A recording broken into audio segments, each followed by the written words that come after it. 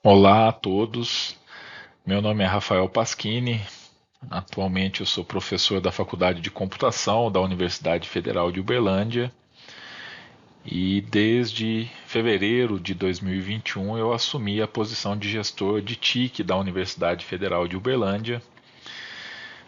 Dentro desse contexto do trabalho, eu recebi um convite para estar em dezembro de 2022, junto da professora Karine, aqui da Universidade Federal de Uberlândia, em um treinamento, né, sobre ciberbiossegurança, onde eu tive o prazer de conhecer então a Cristiane e a Inês. Eu gostaria de agradecer toda a organização da Unifa para este workshop pelo convite que me foi feito. É um prazer poder estar aqui com vocês nesse momento. Realizamos recentemente um workshop equivalente a esse na Universidade Federal de Uberlândia. Dentre das atribuições que nós recebemos, né, quando do treinamento em Brasília, nós temos então aí essa função, né, de repassarmos internamente nas nossas comunidades um pouco do que nós aprendemos lá em Brasília, né? Eu peço que, se vocês tiverem alguma dúvida em razão do formato aqui com o vídeo gravado, que vocês direcionem as perguntas através da Cristiane e da Inês para que elas possam me encaminhar. Será um prazer poder interagir com vocês e enviar respostas aí para os questionamentos que eu puder ajudar a vocês. Uma coisa bastante interessante que é preciso destacar é que a cyberbioproteção é uma iniciativa que eu acho muito interessante, né? A primeira área do conhecimento que está de fato saindo na frente no sentido de trazer esses conceitos de cibersegurança para dentro da área em específico. Eu acredito que as demais áreas do conhecimento deveriam ter iniciativas semelhantes a essa, né, fazer esse casamento entre uma área do conhecimento e esse mundo digital que nós temos vivido atualmente. Do ponto de vista, então, falando exclusivamente da cibersegurança, nós temos aí aspectos relacionados à proteção de sistemas computacionais. São muitas as possibilidades de problemas que a gente enfrenta nesse contexto, né? Então são variadas as formas de ataques que nós recebemos. As mais comuns eu poderia citar, por exemplo, um disparo em massa de requisições na direção de um serviço disponível na internet, né, visando aí que esse serviço se torne indisponível. Então esse serviço ele vai ter uma carga muito elevada de requisições e vai ficar indisponível para os seus usuários legítimos, né? Esse é um ataque chamado aí de negação de serviço ou até mesmo negação de serviço com um ataque distribuído, né? Esse gera interrupção então nessas plataformas e então a cibersegurança atua nesse contexto, definindo aí técnicas, frameworks, para que a gente possa tentar mitigar esses tipos de ataques que têm acontecido. Um outro aspecto extremamente importante está relacionado à segurança de sistemas que têm a característica de serem cibernéticos e serem físicos também. Então nós estamos realizando aí no mundo real algumas construções e que elas têm então características de segurança relacionado à questão cibernética. Então é importante que a gente pense no momento do projeto. Por exemplo, vamos projetar um novo laboratório dentro da Unifa.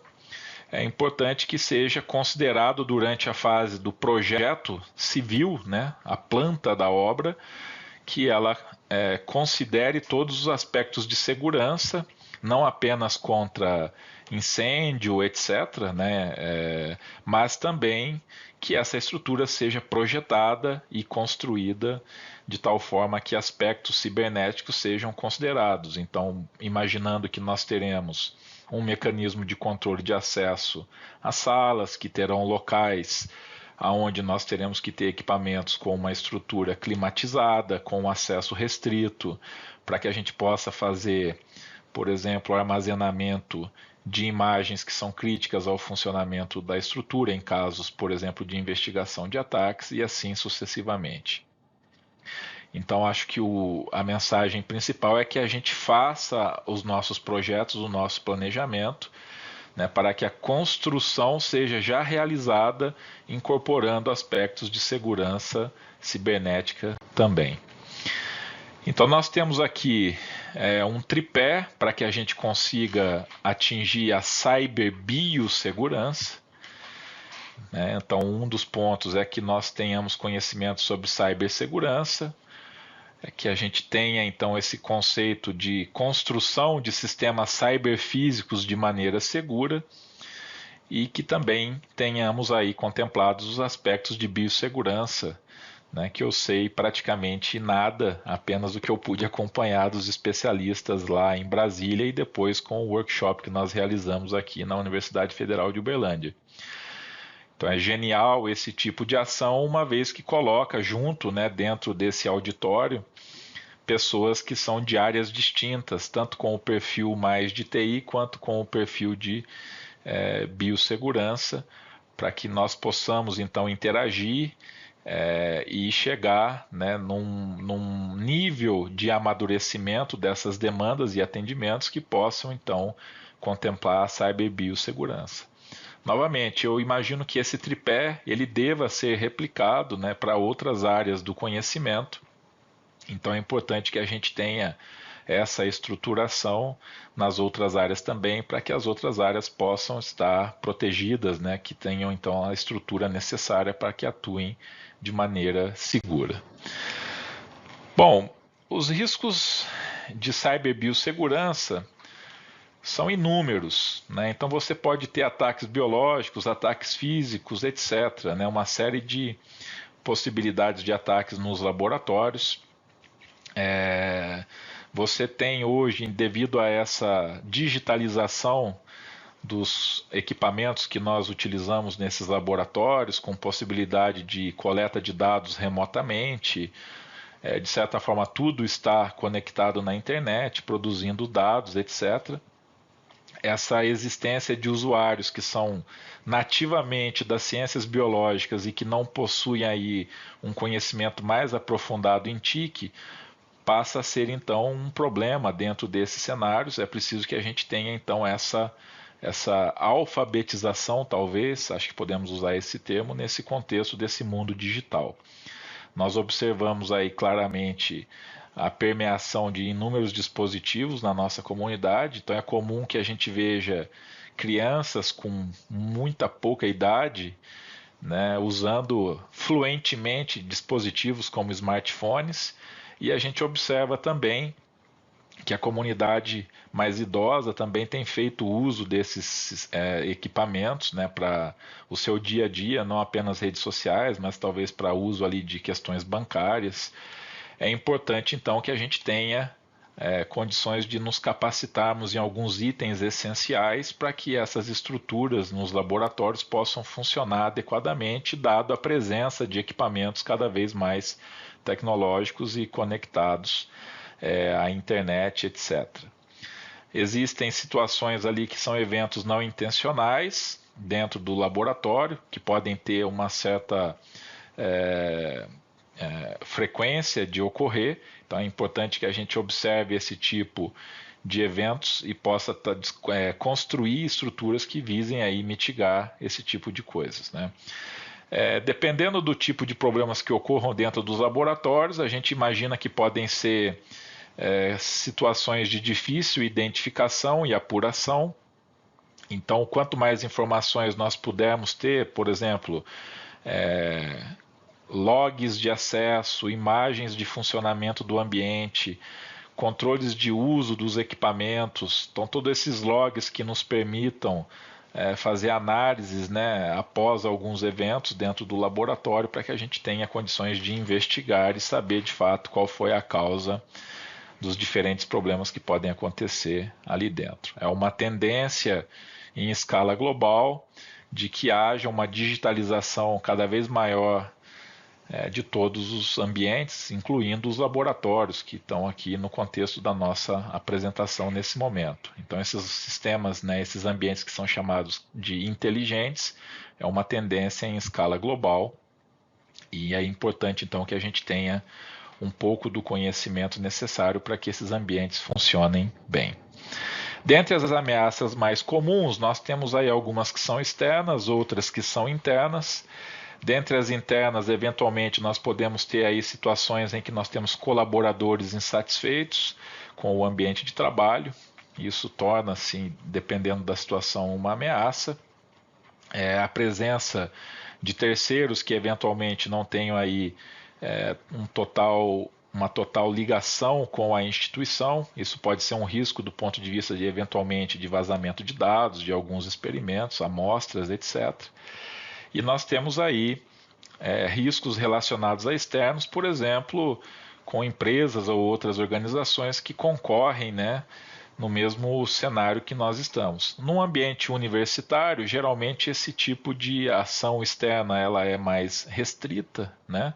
Mas no ambiente empresarial, certamente você tem concorrentes no mercado e isso pode ser um fator determinante aí do ponto de vista de ameaças, né? Ainda assim, é importante que nós observemos o nosso cenário dentro das instituições também. Vocês vão ver mais à frente nos slides. Pode ser que nós tenhamos ataques. Recentemente aconteceu um ataque em uma instituição de ensino brasileira. Eu vou mostrar um pouco mais à frente essa informação. E aí, basicamente, nós podemos ter ali um mercado de dados, né? Então, essas informações, se elas forem sensíveis, relacionadas, por exemplo, a uma pesquisa ou uma patente que está sendo construída dentro da instituição, eventualmente isso pode gerar alguma dificuldade no caso de roubo ou vazamento dessas informações por ataques cibernéticos e coisas dessa natureza. Bom, então a ameaça interna é importante que nós tenhamos aí um cadastramento das pessoas que têm acesso às estruturas da instituição e que nós tenhamos condições de garantir nessas credenciais de acesso os ambientes em que essas pessoas podem acessar. Então nós estamos falando aqui provavelmente da construção de um serviço de diretórios dentro da instituição, com a vinculação do cadastro de pessoas a dados, aqui no Brasil, por exemplo, o CPF, e através das atribuições funcionais que a gente possa garantir privilégios de acesso aos locais adequados para que essas pessoas elas consigam realizar o seu trabalho. Então, a princípio, se dentro das suas atribuições você não deva ter acesso a um determinado equipamento ou a uma parte do laboratório, que a gente consiga então construir isso tecnologicamente para que a gente possa controlar o nosso ambiente de trabalho. Então, se você não tem permissão de acesso a um sistema ou a um espaço físico dentro do laboratório, que isso possa ser automaticamente registrado através de sistemas.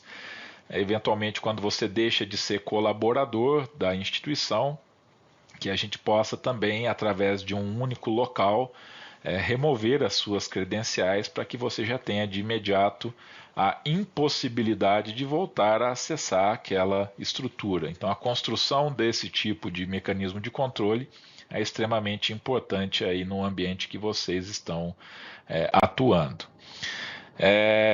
Infelizmente, esse slide diz muito, né? Então, as pessoas costumam ser a maior vulnerabilidade para esses sistemas como um todo. É importante que a gente observe, então, o nosso ambiente e que a gente tenha lá algumas ações para mitigar esses problemas. Então, por exemplo, evitar que a gente traga pendrives que nós colocamos em computadores em ambientes públicos, né, ou que a gente receba um pendrive de alguma pessoa e faça uso dentro da instituição. Todas essas são coisas que podem trazer, né, por exemplo, vírus de computador que vão infectar os nossos sistemas. Evitar a gente fazer um convite para aquele nosso amigo vir com a gente dentro do laboratório.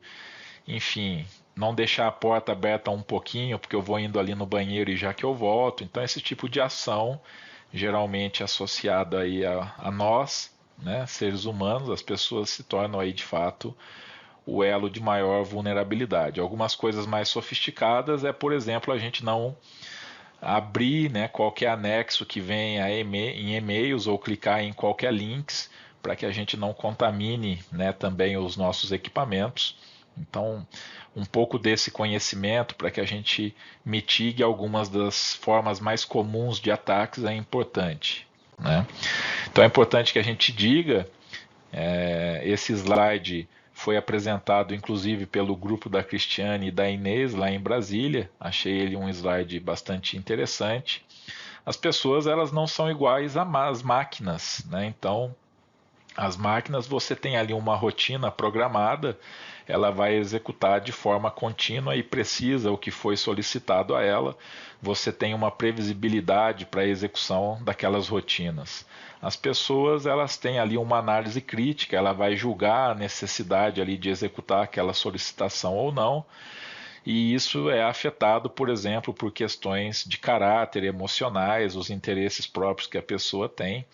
Então, são inúmeras as possibilidades que nós podemos ter ali ao final daquela execução, e isso então não nos traz uma previsibilidade do desempenho daquela ação por parte de uma pessoa. É importante que a gente considere isso e tente mitigar essas situações no nosso dia a dia.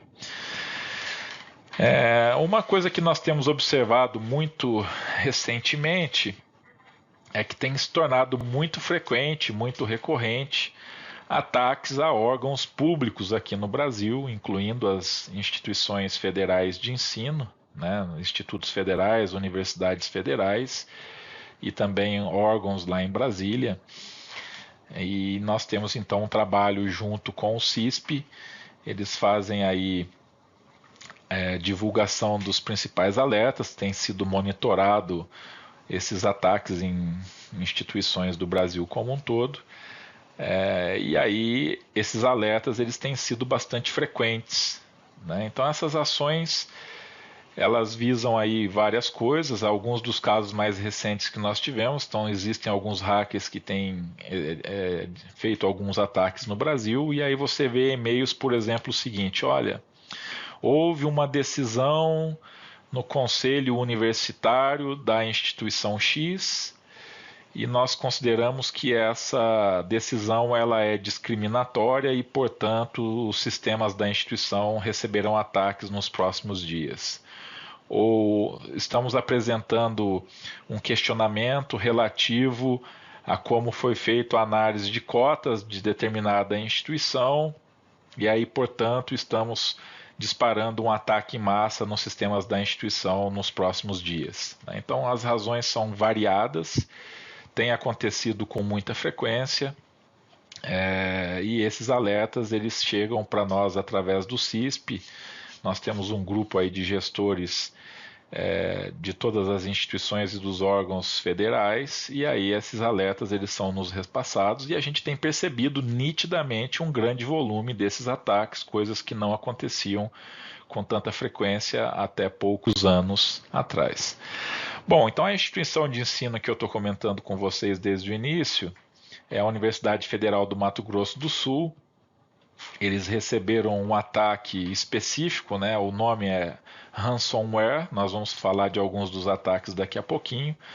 Basicamente, esse, vamos dizer, popularmente falando, é um tipo de um malware, um software mal intencionado, e cujo objetivo desse tipo de ataque é que você sequestre os dados da instituição, faça um processo de criptografia desses dados e aí depois você solicite um pagamento de resgate para que você descriptografe esses dados, né? Então, silenciosamente, ao longo de muitos dias, esses atacantes eles foram copiando lentamente todos os dados da instituição após o ataque ter sido estabelecido. As informações que nós já dispomos publicamente demonstram então que a cópia foi bem lenta, gradual, para não disparar nenhuma percepção por parte da equipe de que haveria ali um padrão diferenciado de tráfego internet na instituição. E aí, após eles terem copiado todos os dados, eles dispararam o processo de criptografar todas as máquinas. O processo foi identificado pela equipe, que prontamente agiu. Isso é um inquérito hoje que está junto da Polícia Federal, então nós não temos muito mais informações do que essas que eu estou passando aqui para vocês. A instituição ficou com toda a plataforma de sistemas indisponíveis por mais de 2 semanas. foi necessário um mutirão por parte da equipe de TI para que eles pudessem voltar aos sistemas. Não é simplesmente você recuperar a cópia que nós temos em backup e voltar isso em ambiente público, né, em produção que nós falamos, porque na verdade essas bases de dados e tudo mais elas são infectadas com códigos maliciosos, então é preciso que a equipe vasculhe todas essas bases de dados, todos os códigos, né, para eliminar a existência desse software mal intencionado. Então é um volume de trabalho bastante grande para que a gente possa voltar uma instituição em operação após um ataque como esse. Essa é um e-mail que circulou na Deep Web. Os atacantes anunciaram um leilão relativo aos dados da Federal do Mato Grosso do Sul. E aí, como a gente pode ver aqui nesses slides, eles falam para você, olha, prepare a sua carteira que apenas uma pessoa vai ficar com todos os dados, não haverá venda para mais de uma pessoa, né? Então, você terá exclusividade em relação aos dados. Geralmente nós temos aqui dados que são considerados sensíveis. Você tem aí, por exemplo, política de cotas, né? Você analisa questões variadas para que as pessoas possam se enquadrar dentro das cotas. É comum que a gente tenha também pessoas com um perfil de serem ainda menor de idade dentro da instituição, que de acordo com a LGPD são dados sensíveis, né? Então é uma situação bastante crítica. É importante que todos nós tenhamos essa preocupação, né, com esse ambiente que nós temos vivido, e as ações que a gente vai desempenhar em qualquer das estruturas que nós temos dentro da instituição é determinante para que a instituição não tenha esse tipo de ataque, não passe por esse tipo de situação na atualidade. Então, da mesma forma como a gente não deixa todas as salas da instituição abertas, a gente tem ali um controle físico de acesso, né? E é importante que nós temos essa preocupação com esse ambiente digital, né? Esse ambiente virtual que todos nós estamos vivendo diariamente, né? Dentro das nossas instituições e também nas nossas casas com os nossos serviços pessoais, bancários, etc. Bom, então se você passa por um ataque como esse, provavelmente você vai ver uma tela dessa dizendo que todos os seus dados eles foram sequestrados, estão criptografados e que para você restaurar esses dados você tem que pagar em Bitcoin algum resgate para que os seus dados sejam liberados. Geralmente nós temos backup e vamos voltar aos dados dessa forma, então muito dificilmente resgates no setor público eles são pagos, né? Fico até em dúvida se nós teríamos que fazer uma licitação para pagamento do resgate, mas a gente sabe de casos aí de grandes empresas, né? Teve um banco recentemente de grande porte no planeta que teve que pagar um resgate para que as operações do banco voltassem à normalidade. Uma informação que eu tenho que passar para vocês é que, na verdade, dentre os países aqui da nossa região, o Brasil é o país que tem um volume significativamente maior de ataques, tá certo? Então, nós somos aqui um país muito atacado do ponto de vista cibernético. Nós tivemos uma movimentação mais recente em relação à pandemia, né? Nós estabelecemos aí uma prática em diversas áreas do trabalho em casa, o home office. É importante então que a gente estenda esses cuidados que nós temos, né, com o nosso ambiente de trabalho para a nossa casa. Então, coisa simples, por exemplo, eu tenho um computador de trabalho, mas eu também faço coisas pessoais dentro desse computador. Então, eventualmente, você ter um usuário, né, na sua máquina para o momento em que você está trabalhando, onde você vai tratar exclusivamente dos documentos e das coisas relativas ao seu trabalho, e nesse mesmo computador que você tenha um segundo usuário para quando você vá fazer as suas coisas pessoais, para evitar, né, por exemplo, contaminação dessa conta que você usa para trabalhar. Importante que essa conta que você usa para o trabalho ela não tenha privilégios de administrador, para justamente você não conseguir, né, se clicar em algum e-mail contaminado, instalação daquele software mal intencionado. Então são alguns cuidados que nós precisamos ter para esse ambiente de trabalho em casa, né, o home office.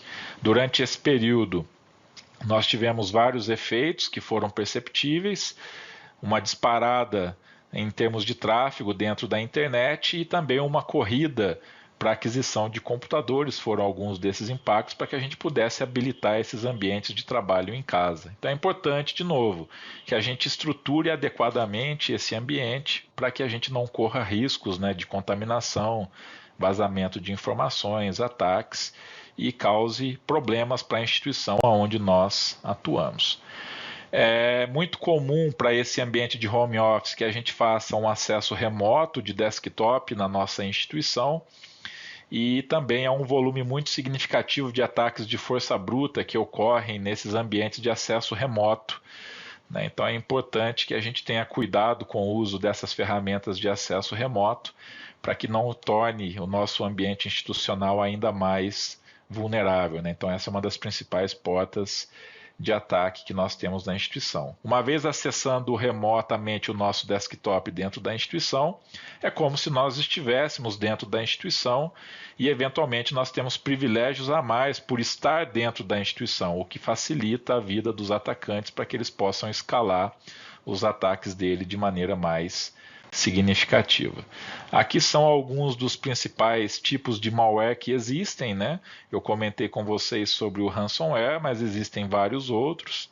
Eu recomendo, né, para as pessoas que não são especialistas aí em TIC, que deem uma olhada no que são esses tipos de malware e quais os objetivos para esses ataques, né? São os mais variados, desde sequestro de dados até o controle do seu computador, para que o seu computador, inclusive, participe de ataques em escala global, uma vez que você pode ter o seu computador transformado em um zumbi, né? Então são vários os ataques, a genialidade aí é bastante variada.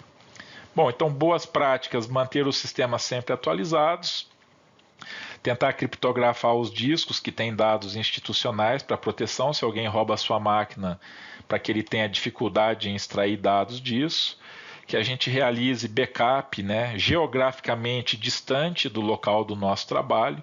Eventualmente nós podemos ter ali uma situação de incêndio dentro de uma estrutura da instituição. Se os dados estiverem todos lá dentro, eles serão perdidos. Então é importante que vocês façam uma cópia dos dados em um ambiente remoto, idealmente que haja uma segunda cópia dos dados remotamente em uma mídia que ela é removida do computador, né? Então que não é acessível pela rede, para que um caso de ataque via rede não leve ao comprometimento dessas cópias que você teria nesse terceiro nível de cópia, né? Fazer sempre treinamento sobre boas práticas de segurança da informação, entender que o ser humano é o principal ponto de vulnerabilidade e existem algumas soluções como o uso de rede privada virtual para que a gente reforce a possibilidade aí de acesso ao ambiente corporativo de maneira remota, por exemplo, a partir das nossas casas e um home office. Eu não vou entrar aqui nos detalhes, mas existe um framework do NIST que traz 5 ações principais. Então nós temos que identificar os nossos ativos de software, ativos de equipamentos. Nós temos que implementar técnicas para proteger todos esses ativos institucionais, mecanismos que nos permitam detectar, né, ataques, etc. E que a gente tenha planos de contingência e planos de resposta em caso desses incidentes, para que a gente saiba como atuar no caso desses problemas que podem acontecer e depois, na sequência, que a gente tenha um roteiro para a recuperação dessa situação pós o ataque, né? Se eu não estou enganado, essas 5 funções elas são divididas em 23 itens, de acordo com o framework do NIST. Eu recomendo que vocês deem uma olhada nesse conteúdo para poder saber. Então são alguns planos de ação que são sugeridos também e que é bom que as instituições prepararem todos eles. Bom, eu vi um dado recentemente, eu gostaria de falar um pouco sobre isso também. Uma pesquisa divulgada pela Gartner, né, que até 2030 nós temos aí uma previsão de que 50 países desejam ter ali a sua soberania sobre os dados. Isso significa, dentre uma série de coisas, que esses países planejam ter todos os seus dados armazenados geograficamente dentro do país, né? Então o que nós temos observado aqui no Brasil é um uso muito grande de soluções em nuvem, e elas são geralmente fornecidas por empresas que não são brasileiras. Nós podemos citar vários players aí nesse mercado, como Microsoft, Amazon, Huawei, enfim, uma série de empresas que mesmo tendo data center em solo brasileiro, elas não são empresas brasileiras, né? Então acho que um movimento que nós precisamos iniciar aqui no Brasil seria um movimento para que a gente construa, né, empresas puramente nacionais que tenham essas estruturas dentro do país, com tecnologia idealmente brasileira também, para que a gente tenha então aí essa soberania sobre os nossos dados. Eu acho que essa é uma frente que precisamos buscar aí dentro do Brasil. Será importante para a nossa nação aí uma estrutura soberana do ponto de vista cibernético também. Bom, então eu gostaria novamente de agradecer a organização da Unifa e pediria, se vocês tiverem alguma dúvida, para repassar para a Cristiane e para a Inês, e eu teria prazer em responder. Espero ter ajudado vocês e não ter estourado o meu tempo para a apresentação. Um abraço e até breve, que a gente se encontre aí presencialmente. Até mais, pessoal. Obrigado.